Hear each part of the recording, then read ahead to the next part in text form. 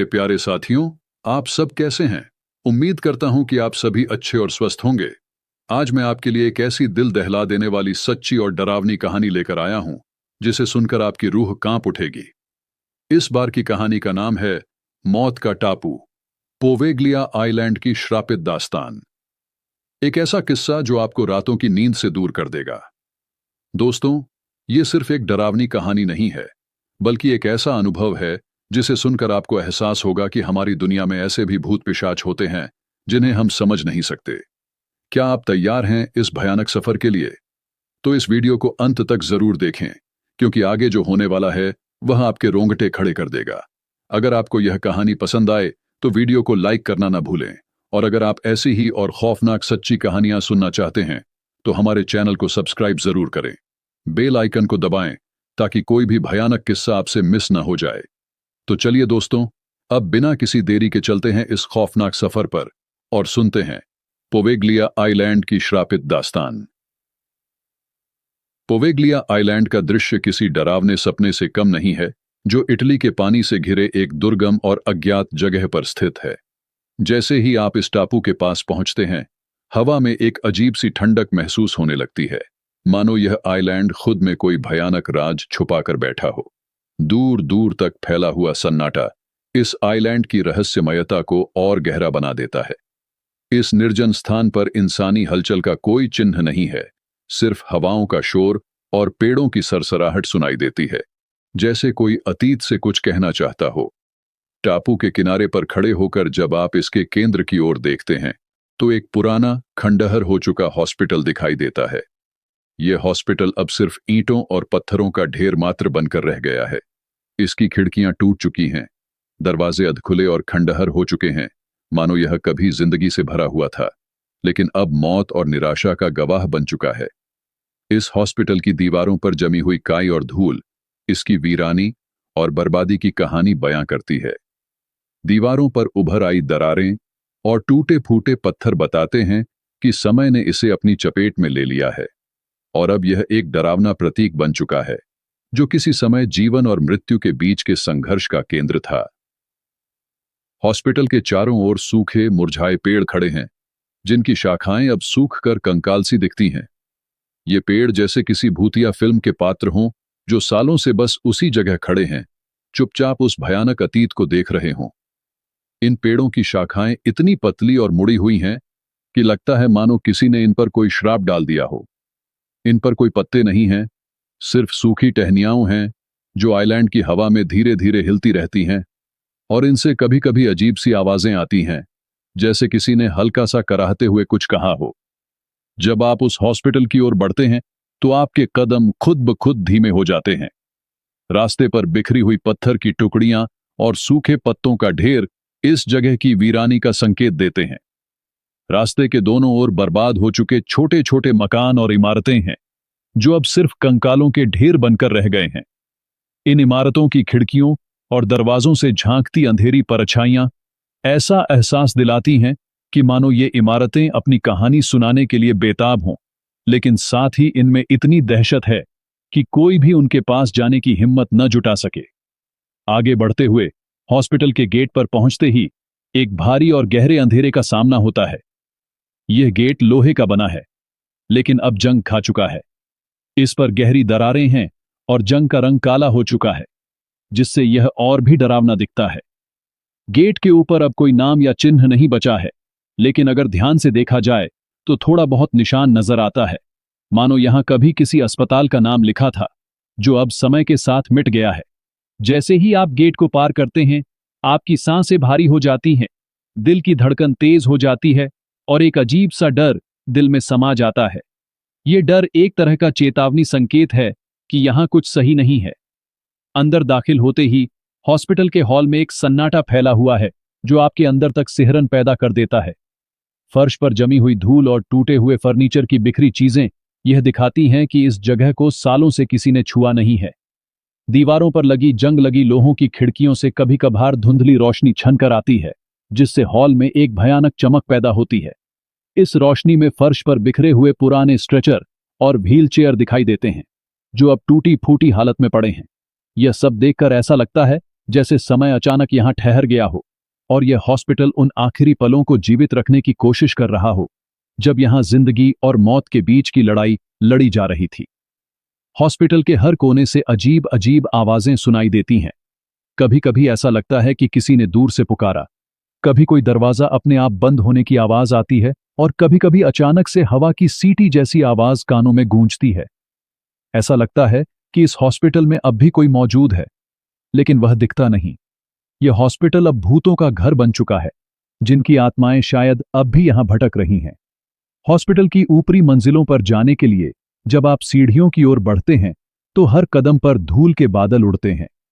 सीढ़ियां टूट चुकी हैं और उनमें से कई जगह दरारें पड़ चुकी हैं।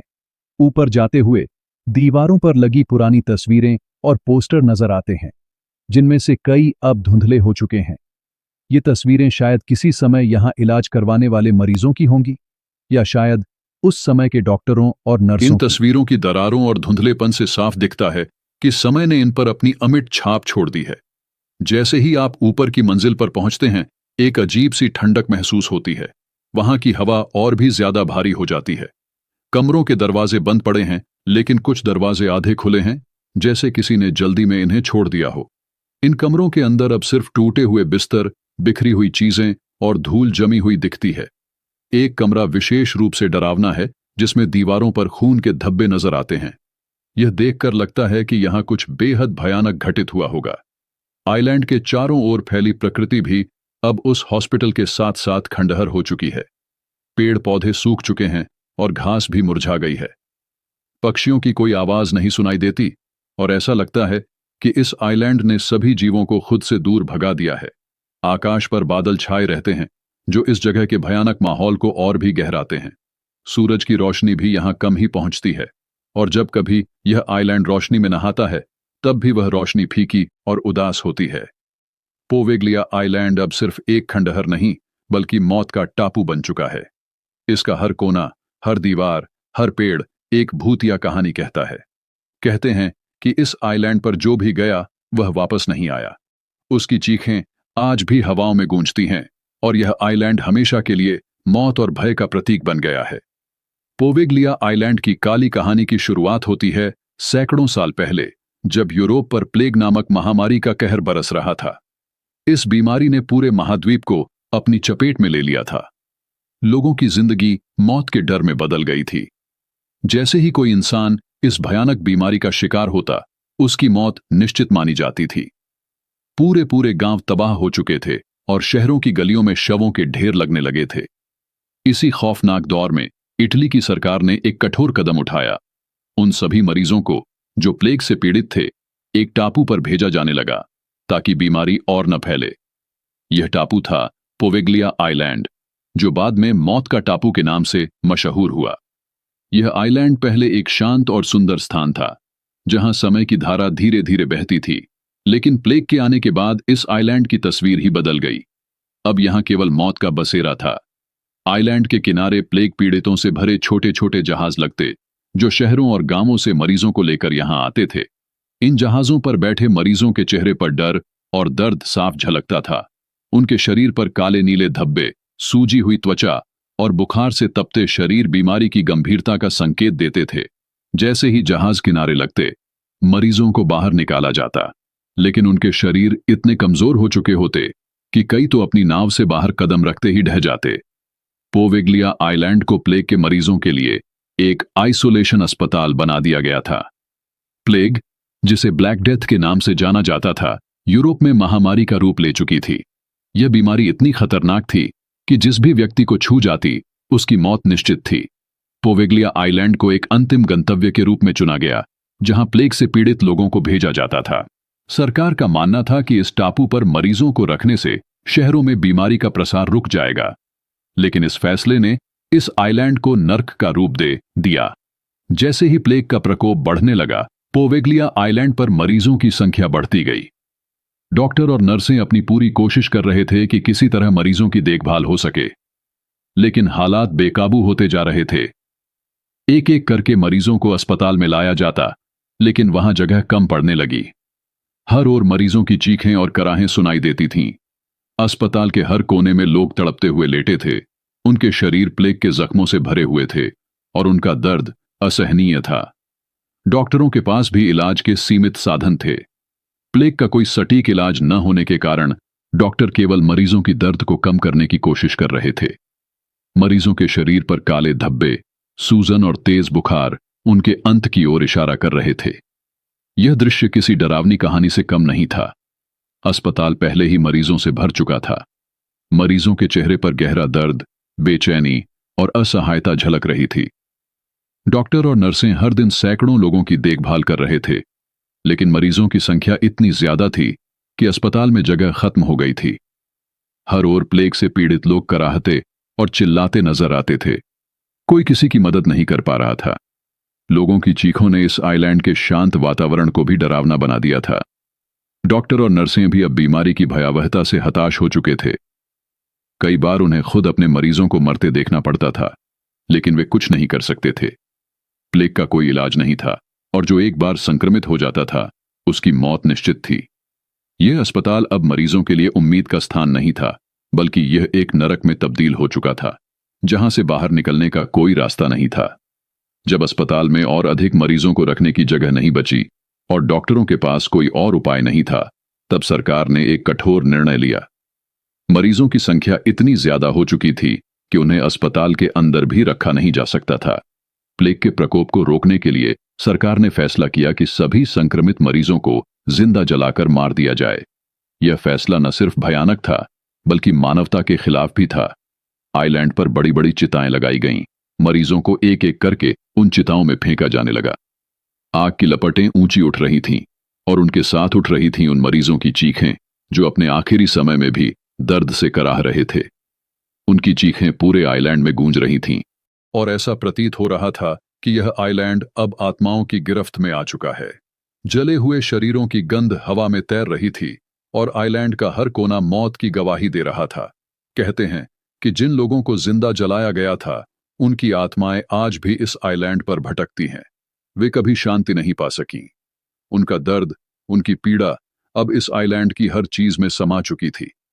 रात के समय जब सब कुछ शांत होता, तो अचानक आइलैंड से अजीब अजीब आवाजें आने लगतीं, जैसे कोई रो रहा हो या कराह रहा हो। लोग कहते हैं कि इन आवाजों में उन आत्माओं की चीखें शामिल हैं जो यहां कभी प्लेग से मरी थीं। ये आइलैंड अब एक श्रापित स्थान बन चुका था, जहां इंसान जाने से कतराते थे। जो कोई भी यहां आता, उसे उन आत्माओं का सामना करना पड़ता और वह कभी वापस नहीं लौट पाता। यह टापू धीरे धीरे भय और रहस्य का केंद्र बन गया। एक डॉक्टर, जिसने इस आइलैंड पर अपनी जिंदगी के कई साल बिताए थे, अचानक एक दिन गायब हो गया। उसे ढूंढने के लिए सर्च टीम भेजी गई, लेकिन उसका कोई सुराग नहीं मिला। धीरे धीरे और भी लोग गायब होने लगे। कहते हैं कि इस हॉस्पिटल के ऊपरी मंजिल पर एक कमरा था, जहां उस डॉक्टर ने प्लेग पीड़ितों की आत्माओं से संपर्क करने की कोशिश की थी। वहां से कई बार भयानक चीखें और छटपटाहट की आवाजें सुनाई देती थीं। इस कमरे में जाने की हिम्मत कोई नहीं करता था, क्योंकि यह माना जाता था कि यहां प्लेग पीड़ितों की आत्माओं का बसेरा था।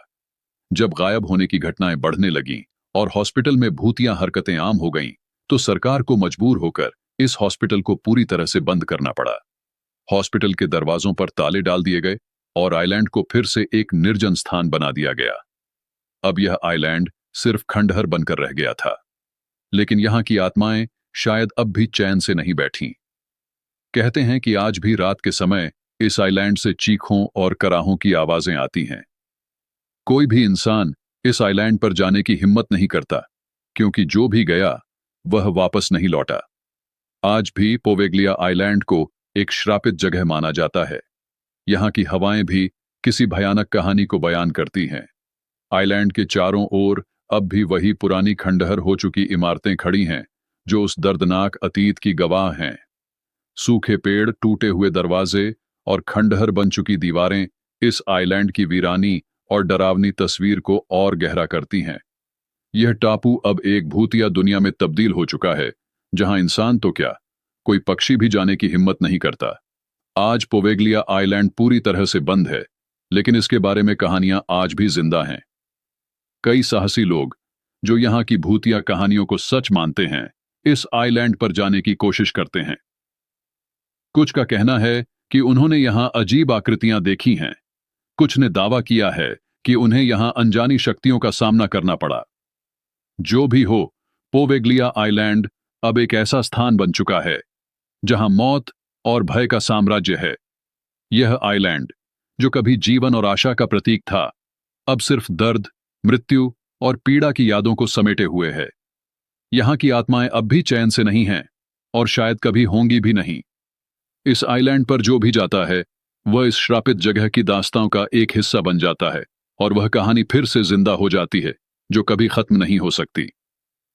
पोवेग्लिया आइलैंड की कहानी एक चेतावनी है कि कैसे प्रकृति और इंसानी गलतियों का मेल एक स्थान को शापित कर सकता है।